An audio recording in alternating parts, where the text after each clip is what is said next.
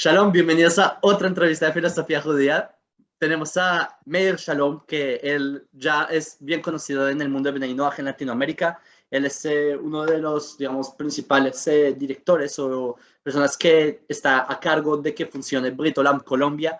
Que Brit Olam, para los que no conocen, es el Centro Noachida Mundial, que es, digamos, la institución más significativa en el mundo de Bnei Noach, cuyo centro está en Jerusalén. Entonces, uno es su rama, digamos, representante en Colombia. Pues acá tiene a Meir, que también parte de su equipo los hemos tenido el honor de entrevistar también en otras entrevistas. Les dejo links en la descripción para que vean. Pero con Meir de verdad que es un placer particular, porque Meir viene de una carrera de haber probado diferentes perspectivas de lo que es el monoteísmo dentro del mismo judaísmo, diferentes amplitudes del espectro del pensamiento judío, del pensamiento no ágida. Y bueno, Meir, bienvenido. Muchísimas gracias, mi estimado Jacob. Es un placer para mí estar aquí en tu canal de filosofía judía. Y bueno, agradecido con tu audiencia y contigo por la invitación. Y esperemos que este programa, bueno, sea edificante y aclare muchos conceptos para la gente que te sigue y que nos está escuchando. Sí, Besat Hashem, esa es la idea. Yo primero quisiera como introducirte, que las personas conozcan quién es Meir, si podrías contar un poco de más allá, como cómo llegaste al monoteísmo, porque nosotros sabemos que el movimiento no ágida es relativo, aunque es algo milenario, paradójicamente es algo que hasta ahora las personas se están enterando que existía por alguna razón. Entonces podrías, digamos, hablar de brevemente de tu trayecto o cómo llegaste a estar, digamos, expuesto a lo que es el monoteísmo. Bueno, correcto. Yo me inicié, pues como muchos en América Latina, pues nacimos católicos porque nos bautizaron católicos en una familia católica y hacia la pubertad en la adolescencia llegó la rebeldía y bueno, yo me desligué completamente del catolicismo, más o menos hacia los 15 años y estuve andando por los caminos que andamos los muchachos, buscando metafísica y todo este cuento de la Pachamama y la vida y todo, bueno, muchas filosofías, muchos conocimientos. Y ya después cuando adquirí un poquito más de responsabilidad, y mi vida verdaderamente iba rumbo a un fracaso. Yo me sentía que no tenía rumbo, que no tenía sentido y entonces, pues me aconsejaron muchas personas que buscara a Dios, que no me alejara de Dios, y me llevaron a una iglesia evangélica. Y bueno, allí echamos raíces y como todos los evangélicos, empezamos en una iglesia, pasamos por otra, porque hay miles de vertientes y en unas se aprenden unas cosas y en otras, bueno, a lo último quedé en las asambleas de Dios, donde formé mi liderazgo. Trabajé con grupos de parejas, ha sido siempre mi tema, ¿no? La formación de liderazgo y trabajé con ellos de la mano en ese momento. Hay muchas cosas en el cristianismo, que el modelo de los 12, que el modelo de muchos modelos. Cuando llegó la teología de la prosperidad, pues obviamente rompió todo el esquema de la plataforma doctrinal que estábamos manejando. Hubo un cisma, la iglesia, por la congregación donde estábamos, se sintió bastante y otras cosas que el cristianismo está lleno de muchas raíces y un mestizaje bastante interesante en América Latina. Entonces, bueno, yo a raíz de la muerte de mi esposa hace unos, ya vamos para 9 años, yo me confronté espiritualmente, entré como en una rebeldía con Dios, Dios no lo quiera, por lo menos con ese Dios. Entonces, no entendía muchas cosas. Yo tenía un programa de radio, entré en una crisis, en un declive y me alejé bastante. Estuve casi un año sin hacer nada. Y mis amigos me decían, el programa de radio lo cerraron antes de la muerte de mi esposa. Y entonces era un ciclo de pérdidas en la vida mía. Yo soy comunicador social y que me cierren una emisora de radio y me quiten de un ministerio bueno, muchas cosas, fueron muchos cierres, perder la esposa, la madre de mis hijas. No entendía qué estaba pasando en mi vida y volví otra vez a hacer el programa de radio, pero esta vez desde un podcast, haciendo un streaming y quise analizar la vida de Jesús y desde el punto de vista histórico, obviamente con el material cristiano que yo manejaba, no conocía absolutamente nada de Torá ni de judaísmo. Entonces empecé a investigar y a estudiar y yendo a fuentes judías, obviamente, me encuentro con los mesiánicos y me causaron, pues al principio me causaron risa, pues, esa mezcla de hebreo con cristianismo, con cosas raras, porque yo traía una plataforma doctrinal evangélica muy sólida, pensaba yo, de las asambleas de Dios, que es una de las más grandes del mundo. Y bueno, y de las verdades que yo iba encontrando en la Torá, empecé con el canal del rabino Jonathan Galed y me fascinó el libro En el Jardín de la Fe y en la manera en que él explica lo que es la fe y lo que debe significar la vida humana más allá de toda religión. Y entonces ya dije yo, no, definitivamente yo no estoy en nada. Estoy abanderando por una campaña que no tiene sentido, porque yo tenía muchas preguntas a raíz de la investigación que estaba haciendo para el programa de radio. Eran muchos hechos históricos que no tenían fundamento, que no tenían base, las fechas no cuadraban.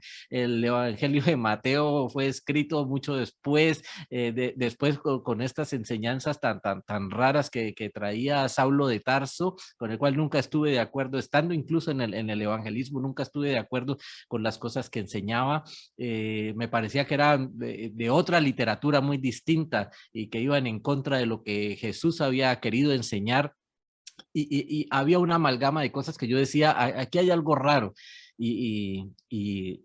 Por medio de los rabinos que gracias a Dios estuvieron prestos en el camino a contestar preguntas y a estar allí, me fui dando cuenta que estaba en un camino equivocado.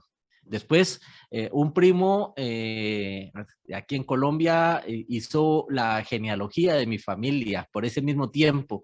Y un día me llama y me dice, Mauricio, mira, acabo de hacer la genealogía de la familia y llegué hasta el año 1700 algo, y resulta que nosotros somos descendientes judíos de Sefarad. Y nos establecimos en Antioquia, aquí en Colombia, y desde allí viene, y bueno, toda la cantidad de apellidos y todo lo que sucedió. No se supo en qué momento se rompió ese judaísmo en mi tradición y aceptaron el catolicismo, pero eso me dio el empuje para decir, bueno, voy a volver. Y como todo, siempre todo no ágida, todo ex cristiano, no, listo, me voy a convertir al judaísmo. Tengo la fortaleza para convertirme al judaísmo. Gracias a rabinos como aquí en Cali, el rabino Ashera Barbanel, gente bueno, amigos judíos y me asesoraron y me decían, no, Mauricio, una cosa es salirte del cristianismo y otra cosa es querer ser judío. Y tu judaísmo o el linaje de tu judaísmo llegó hasta donde se rompió. De allí tú tienes una tradición ya de gentil y lo mejor es que estuvieras en un camino no ágida. Primera vez en la vida que escuchaba ese término, no sabía que eran los noajes, que eran los hijos de Noé. Eso me sonaba como a otra iglesia más. Yo decía, ¿cómo así que los hijos de Noé? Y una congregación. Y entonces, bueno, ya empecé a estudiar, empecé a buscar dónde poder encontrar gente afín aquí en Colombia, y encontré, gracias a Dios, a Breslev con el amigo Daniel Escobar y Joseph y mucha gente, y el señor Josué Álvarez en México, y me acogieron, estuve con ellos, fui desarrollando de nuevo otra vez esa fuerza del liderazgo. Me gustó mucho, me ofrecieron administrar la emisora de los Noágidas. Radio, ¿no? El Radio Breslev, y estuve con ellos un año, y hasta que me contactó Menashe Benítez y me dice, bueno, ¿tú quieres estar con nosotros en el Centro Mundial, en el Centro Noágida? Y me pareció excelente la idea de poder formar comunidad, de poder seguir trabajando en este proyecto, porque en mi vida laica trabajo con un grupo de la Fundación Mercedes Herrera Mora Tenorio, que es el grupo de niños forjadores de paz. Llevo 15 años formando líderes desde los niños que están en los grado quinto de primaria, y realmente me ha gustado muchísimo trabajar con los niños y trabajar el tema de la paz. Soy gestor de paz de la Fundación Pren Rawat a nivel mundial, y eso es mi vida, es mi pasión, y poder hacerlo en una comunidad no ágida, formar liderazgos. Y entonces con el rabino David Shalem concluimos en que sería bueno crear un grupo que hoy en día se llama Los Constructores del Arca, y es un grupo que estamos creando aquí en Colombia para crear un liderazgo no ágida que pienso yo que va a ser fundamental para la transformación social que se avecina para años futuros. Más o menos, a grosso modo, ese ha sido el trajinar mío por este camino del noajismo, mi estimado Jacob. Wow, hay varios puntos que tocaste que siempre me parece que el 90% de los Bnei Noach pasan por eso, un proceso muy similar que es catolicismo, entienden que idolatría, etcétera. Evangélicos creen que no es idolatría porque no hay estatuas, pero eventualmente cuando entienden que hay idolatría pasan a ser mesiánicos, y eventualmente cuando las personas entienden que mesiánicos es la misma cosa que las tres anteriores o peor, ahí saltan digamos, el mundo que es lo judío, porque a mi perspectiva y a la perspectiva que yo he recibido de mis rabinos, ser Ben Noach, ser Noágida, es parte del judaísmo, es judaísmo para el no judío, igual que el judaísmo para el Cohen, para el sacerdote es judaísmo. No, para un no judío, ser Noágida es el judaísmo del no judío. No sé si me hice entender, pero Sí, algo correcto. así es el proceso que comentas. Obviamente la experiencia de cada uno es distinta, y quisiera acá preguntar eso mismo. ¿Tú sentiste o sientes, o pues ahora que has tenido tanta interacción con tantas personas en Britolam, Colombia, podrías tú definir si es que hay algún vacío entre el modelo de que la persona sale, como tú dijiste, todo esto de los apóstoles, yo que sé, que son, para mí, perdón, son términos que no conocía, algún vacío de la persona que sale de una vida comunitaria cristiana a entrar a una vida no ágida, donde aún no hay una comunidad propiamente, porque hasta ahora se están, digamos, gestando, están germinando estas nuevas comunidades. ¿Tú crees que hay un vacío ahí o algo que debería llenarse? Sí, claro, y es evidente, aunque también depende de la comunidad no ágida a la que llegue, porque hay comunidades no ágidas que se están comportando en este momento como si fueran iglesias no ágidas. No tienen a un ídolo, pero se comportan de la manera gregaria como lo harían en una comunidad evangélica. Entonces, sí, primero que todo, hay que superar ese sentimiento de decepción, ya sea porque por X pastor o porque la iglesia o porque definitivamente se dio cuenta que había idolatría en eso y que no había fundamentación racional para estar en un culto de ese tipo. Y allí ya hay un vacío. Hay gente que lleva 20, yo llevaba 15 años en un liderazgo, y entonces empieza a haber un hambre de hacer cosas, y lo ideal, o sea, por naturaleza uno quiere empezar a usar esas herramientas que traía de esa vida del cristianismo, a aplicarlas en esto del noajismo, y eso no es posible, no es sano, no se puede. Y el rabino Ariel Grossman es muy claro en eso: hay que borrar el cassette, hay que formatear completamente y partir desde ceros, porque si vas a tratar de traer todas esas enseñanzas, porque el ser humano necesita sentirse aferrado a algo. Yo lo trato de explicar la experiencia como la persona que está nadando en un lago en el que sabe que no se va a ahogar, pero que no ve la orilla por ninguna parte. no importa hacia dónde nade, no sabe si está avanzando o si está andando en círculos porque la orilla no se ve. Y así se siente un cristiano que está sin aferrarse a nada. Llega a una congregación de mesiánicos y obviamente de allí no, el promedio no es que dure más de un año, donde se ve desencantado y sale. Y llega a una comunidad no ágida y al no encontrar esa naturaleza, esas herramientas que lo hacían sentir bien, es algo más como, porque el cristianismo va más con las sensaciones que con la razón. Entonces, si es una persona que no acepta a estudiar libros, a reunirse, a comentar las cosas, sino que es por las emociones que vive, entonces obviamente aquí no hay orquesta, aquí no hay banda, no hay danzas, no hay Eucaristía, no hay nada de estas cosas, ese simbolismo, ese ritualismo que muchas personas necesitan de manera tribal, no las van a encontrar en el noajismo. Acá le están diciendo, mira, póngase a estudiar y póngase a practicar lo que está estudiando, y no va a haber un pastor que lo dirija a usted, hay un rabino y el rabino no es un sacerdote, ustedes tienen que organizarse como una comunidad civil y trabajar de la mano con entidades civiles para poder actuar. La parte espiritual foméntela con su familia. Entonces, allí hay un choque porque si en la palabra muerta del cristianismo se habla de la familia, la verdad es que eso no se vive. Eso es letra muerta en muchos casos y la religión no hace a la persona. La persona que se escuda diciendo que ella es buena persona porque está metido en tal o X religión, pues realmente no, es una marioneta porque en su interior realmente no hay nada, solamente está viviendo de emociones y sensacionalismos. Entonces, al no encontrar eso en el noajismo, muchas personas salen de una comunidad no ágida y van a otra y muchos están en varios grupos a la vez. Es lo que yo he visto, están en el grupo de WhatsApp de tal comunidad con tal rabino, estudian con otro rabino, o sea, no están con uno solo, sino, y eso es rico.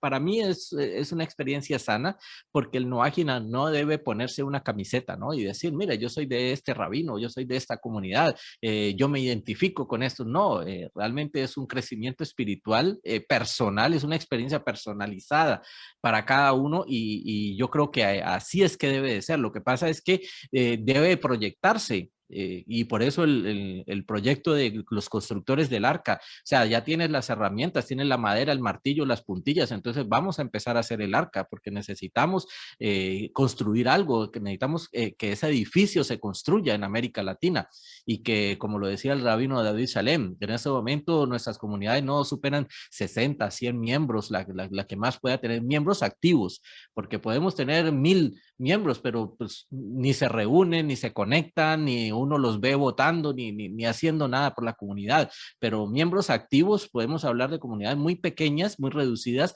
y que dice el rabino David Salem que eso va a cambiar cuando hablemos, por ejemplo, de que en la ciudad de Bogotá podamos contar 500 noágidas, pero activos, haciendo cosas, trabajando activamente para la sociedad. Entonces, allí verdaderamente vamos a encontrar como viene, qué es lo que estamos haciendo y si lo estamos haciendo bien y vamos a administrar los correctivos. Pero mientras tanto, las personas que salen van a encontrar esos vacíos y van a encontrar desencanto. Primero hay que hacer esa limpieza interior, como te digo, formatear completamente, cambiar el chip.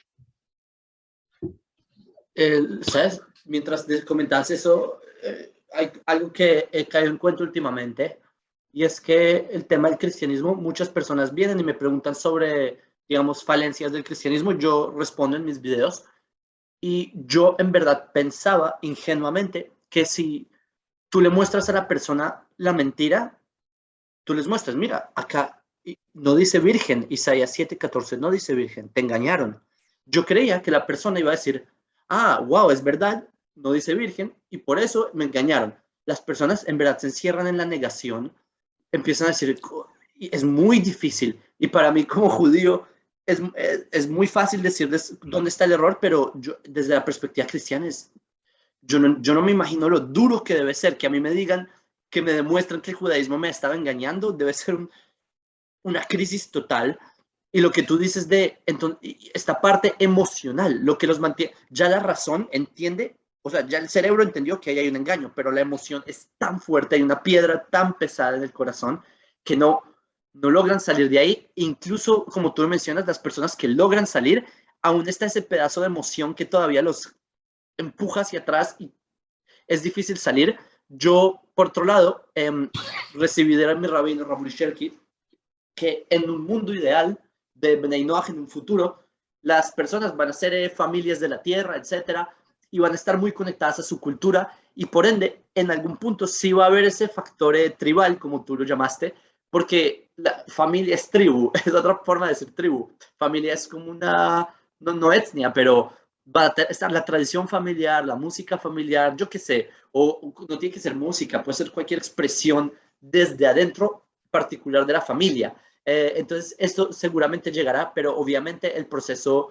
hay que pasar primero por la comunidad noágida, que es como lo que engloba a los Bnei Noach. Ahora, lo que tú mencionas, que de verdad yo también he sentido eso, que ya están naciendo las comunidades noágidas. Pienso que las personas obviamente se están acelerando, creen que por salir de la corriente mesiánica van a encontrar una comunidad noágida, como tú dices, paralela. Eso no existe, porque todavía no ha nacido algo así. Pero eventualmente las comunidades noágidas son inminentes, pero ahí es donde entra lo que tú mencionas de este vacío entre lo que debe haber versus lo que todavía falta por hacer, y ahí es donde entran como lo llaman los constructores del arca, empezar a hacer el arca, porque el diluvio o sea, ya está ahí. Entonces empezar a armar, reunir a los que falta para el diluvio y sale. Una pregunta que también mencionaste. Ok, llega la persona, se desencanta del cristianismo, se desencanta de la corriente mesiánica, llega a la corriente noágida y él entiende que es correcta, pero él ve que todavía falta ese factor comunitario que quizás el mundo judío sí lo tiene, ¿sí? Que entonces dice, bueno, quizás yo sigo caminando y me salto ese paso noágida y llego a ser judío y llego a la conversión porque quiero convertirme. Le voy a hacer un paréntesis a las personas, las que están viendo. Señores, en el judaísmo no creemos que hay un ideal de ser judío. Nosotros sí creemos que hay un ideal de ser noágida para el no judío. Ahora, si una persona se quiere convertir, bienvenido, etcétera. Aún así, sí hay un ideal de que una persona no judía cumpla las leyes de Noaj, etcétera. ¿Ok? Cierro el paréntesis. Entonces, la persona que no es judía, él dice, a propósito, el término gentil para mí no debe existir, deben borrarse ese término, pero en fin, la persona que no es judía, él dice, ok, yo quiero ser judío, porque el mundo no ágida, aunque sí veo sus ventajas, no es suficiente para mí. ¿Tú qué opinas de esa perspectiva?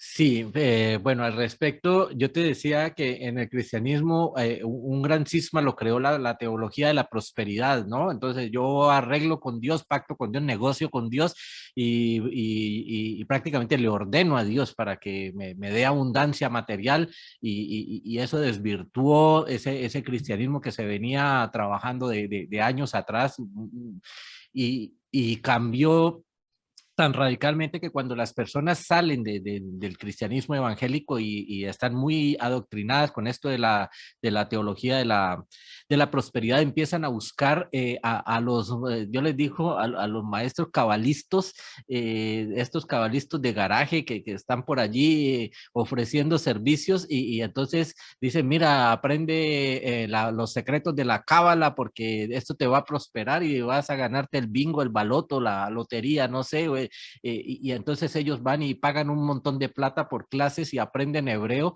pero no tienen ni idea loca de lo que es el judaísmo, ni les interesa tampoco. Ellos están detrás de esa prosperidad, porque todavía tienen la teología de la prosperidad grabada en la mente.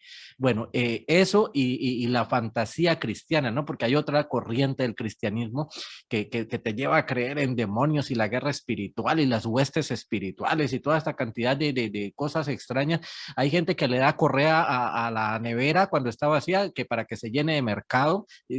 Eso se ve, eso se vive. Ponen las fotos patas para arriba, que para que el ser amado regrese y rezan y oran y ayunan y hacen una cantidad de cosas impresionantes y ven demonios en todo. Entonces, si los dejó la ruta, eso fue porque el demonio de la ruta se llevó el bus y bueno, si llovió es porque el demonio de la lluvia me hizo que me mojara y por todo reprenden demonios y hace, bueno, es América Latina, somos indígenas y tenemos mucho de esa magia y como está muy arraigado en nuestra sangre y en nuestros genes.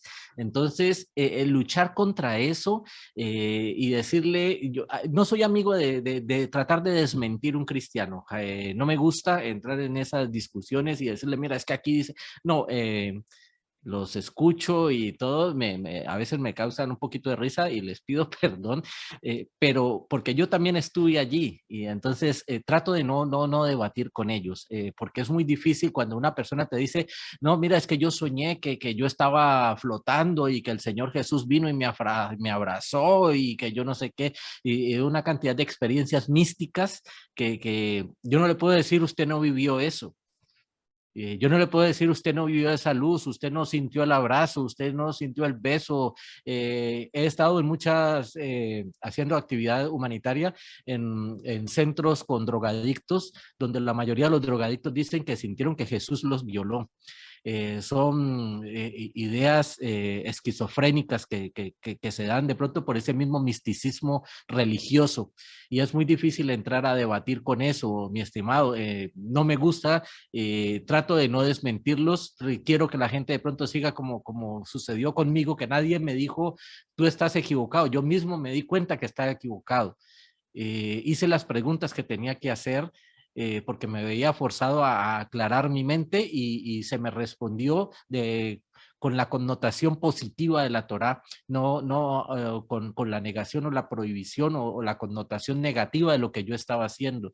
Y eso me ayudó muchísimo y me hizo sentir muy bien. Pienso que es como los muchachos, cuando tú les dices no haga esto, más rápido lo van a hacer. Si tú le dices a una persona, mira, estás equivocado por esto y esto, entonces el cristiano siempre dice, yo sé que ahí no es, pero ahí es donde yo quiero estar. O sea, sienten esa recompensa mental de estar allí y sobre todo estar en la zona segura, ¿no? La gente no es adepta, perdón, a los cambios. Estamos viviendo hoy precisamente la jornada electoral en mi país y hay una fuerte pugna entre izquierda y derecha. Y hemos sido un país de derecha durante siglos y de pronto vamos a cambiar a una izquierda, si es posible en una votación y vemos cómo entonces comenzaron los asesinatos y las peleas en las familias, gente despedida en las empresas, hay un miedo generalizado en la gente en este momento, no se sabe qué va a pasar, hay como un pánico financiero también.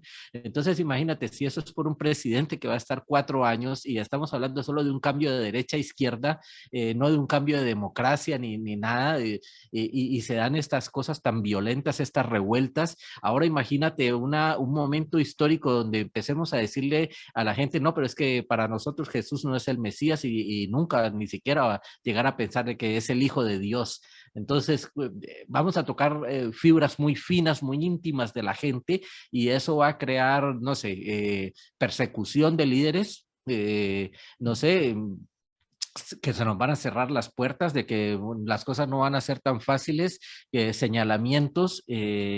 Hasta el momento nos movemos libremente porque dicen así, los loquitos no ágidas andan por allí, y son 3 o 4 que vieron un video de YouTube y ya están allí con una kipá y se creen judíos o bueno, no sé, pero va a llegar un momento donde vamos a hacer una fuerza social importante. Yo me imaginaba en estos días que cómo sería si hubiera una pancarta en la mitad de la avenida principal y dijera Brito Lan Colombia, informes al teléfono tal.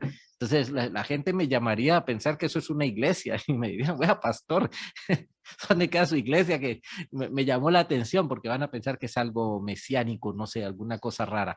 Pero bueno, tenemos que seguir trabajando y sobre todo trabajando en las bases de la fundamentación qué es esto y para dónde va. Sí, definitivamente pienso que como que me recordaste eso, ese efecto que hay como en los cigarrillos, que ponen una foto de una enfermedad y aún así la gente se lo fuma, porque entendiendo la gravedad del asunto, simplemente es muy difícil desligarse de la idea.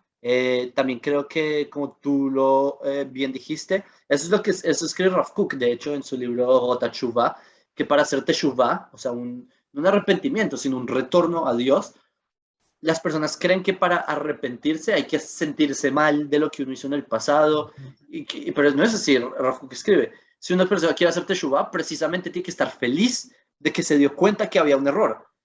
Porque las Correcto. personas dicen, oh, estuve un error, toda mi vida fue engañado, se deprimen, etcétera. Pero dicen, no, un segundo, al revés. Si te diste cuenta del error, tú ya sabes dónde mejorar. Y si ya sabes dónde mejorar, pues qué más mejor que eso.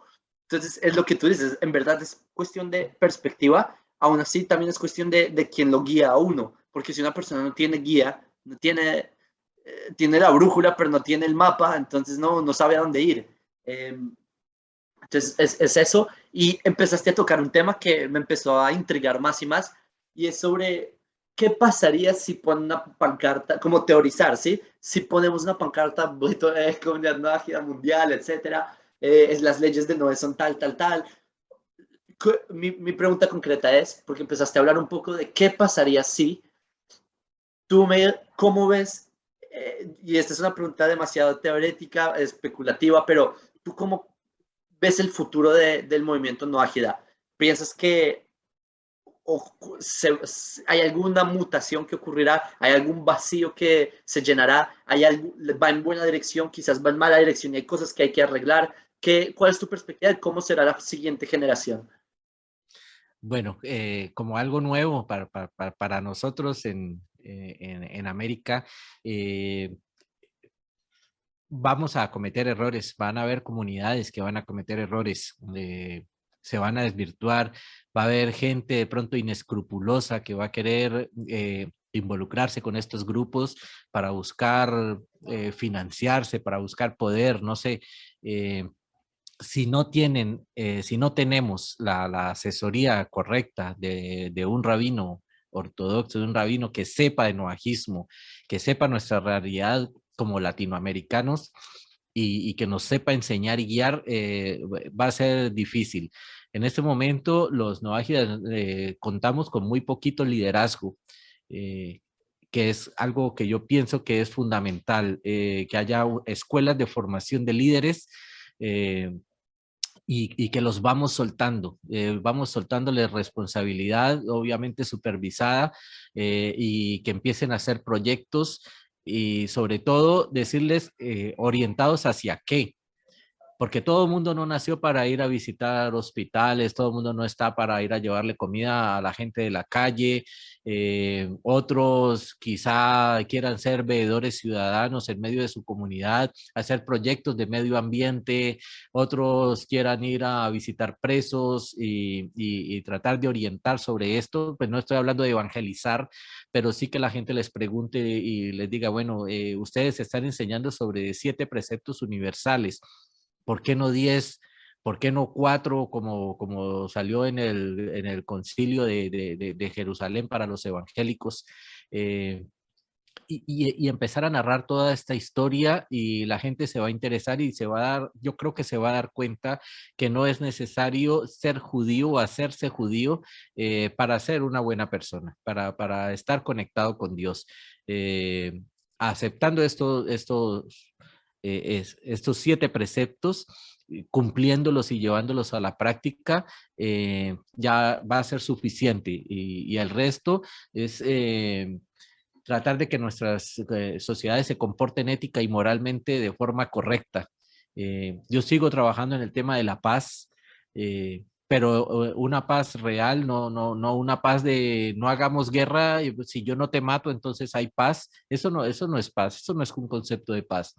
Y a propósito, ahora hago yo un paréntesis. una canción de John Lennon que se llama Imagine y dice que si tú piensas como nosotros, entonces todo estará bien. Y a algunos les pareció que eso era la panacea de la ilustración mental y trataron incluso de llevar este hombre con ese pensamiento merece el premio Nobel de Paz. Y resulta que paz no es eso. Paz no es que si tú piensas como nosotros, entonces todo estará bien. Paz es que tú puedes pensar lo que quieras pensar y yo te voy a respetar ese pensamiento. Y ese es el principio de la paz. Cuando yo aprendo, yo le digo mucho a mis amigos, porque me dicen, tú al fin que eres de izquierda, eres de derecha, ¿con quién estás? Y yo le digo, no, mira, yo con el noajismo aprendí a ver a Dios en cada persona con sus defectos y con todo. Entonces me dicen, ah, pero es que tú eres un idealista. Y le digo, bueno, yo no le veo nada malo en eso. Estoy aplicando mi idealismo, mi humanismo a estos preceptos noédicos para formar un liderazgo en los niños y en las personas que los enseñe verdaderamente a amar lo que tienen, a amar lo que son y a trabajar para conseguir sus metas, pero con las herramientas que tienen actualmente, no fijándose en modelos externos que de pronto no tienen nada que ver con su realidad, sino aceptándose tal y como están en este instante, tal y como son en este momento. Yo creo que si las comunidades aprenden a trabajar eso y no querer parecerse a que es algo que al final no los va a llevar a nada, vamos a lograr grandes cosas, vamos por lo menos a tener un trabajo social bien interesante, donde la gente tenga recursos o no tenga recursos, va a trabajar por mejorar su calidad de vida, va a trabajar por mejorar su entorno, sus relaciones con la vecindad y sus relaciones con el Estado. Van a crear canales de conversación y a crear espacios de confluencia de ideas, que es algo que los jóvenes están haciendo hoy mucho en nuestras comunidades, con el trabajo con las pandillas, con los grupos de drogadictos, y obviamente la violencia está en apogeo. Nosotros estamos en Colombia, que es un país que ha estado en guerra durante casi 70 años y es una guerra que tiene muchos matices, que no es solamente rural de un combatiente contra otro, sino que toda nuestra cultura es violenta y las reacciones y el ser contestatarios y el ser explosivos es algo que ya caracteriza a nuestra cultura en Colombia y tenemos que romper con eso. Entonces estamos en un proceso a la gente habla de la pospandemia y antes de eso veníamos en un problema de posconflicto.